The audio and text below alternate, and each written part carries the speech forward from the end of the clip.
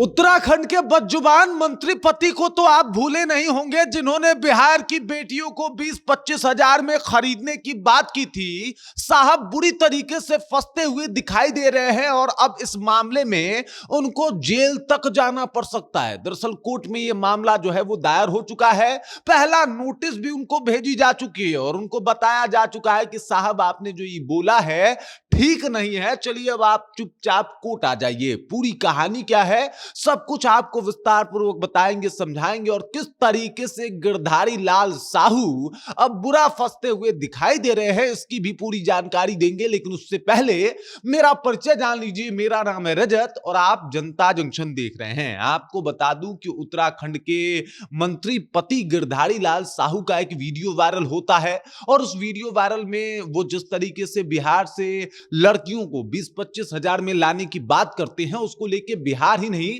बल्कि पूरे देश की सियासत गर्मा जाती है। भाजपा ने भले ही उनके ऊपर कोई कार्रवाई न की हो, लेकिन कोर्ट चुप नहीं बैठने वाला और आपको बता दूं कि कोर्ट ने बकायदा उनको नोटिस भेज दिया है। दरअसल आपको बता दूं कि मुजफ्फरपुर में उनके खिलाफ जो है वो याचिका दायर किया जाता है अधिवक्ता सुधीर कुमार के द्वारा और अधिवक्ता सुधीर कुमार ने कई धाराओं में उनको घेरा है। दरअसल धारा जो बीएनएस की धारा है, धारा 192, 298, इसके अलावा 352, इसके अलावा 351, 328, 95, 86, 74 और 75 के तहत जो है उनके ऊपर आरोप लगा है और कहा गया है कि साहब अब आपको जो है वो जेल तो जाना ही पड़ेगा, क्योंकि आपने जिस तरीके से बयान दिया है वो बहुत गलत है और इस बयान का कोई भी सपोर्ट नहीं करता। सबको याद होगा कि भाई साहब भाजपा का ये नेता किस तरीके से बदजुबानी करते हुए देखा गया था और किस तरीके से बिहार की बेटियों को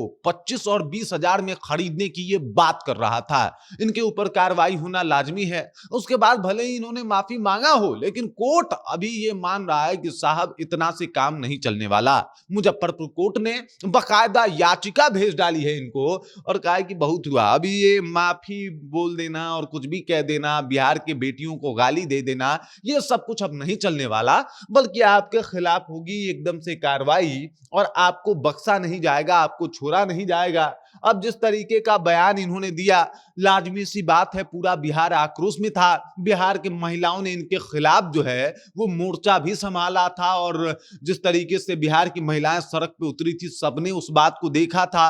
और अब अधिवक्ता सुधीर कुमार ओझा जो है वो सामने आए हैं और सामने आके सीधे तौर पे कहा है कि भाई जिस तरीके से आपने बिहार के बेटियों का अपमान किया है वो बर्दाश्त करने योग्य बात नहीं है। और अब देख लीजिए कोर्ट का नोटिस भेजा जा चुका है। जनाब फंस भी सकते हैं, जनाब को सजा भी हो सकती है और हो सकता है इनको जेल भी जाना पड़े। इसी वजह से कहा जाता है बड़ा नाप तोल के बोलना चाहिए भैया।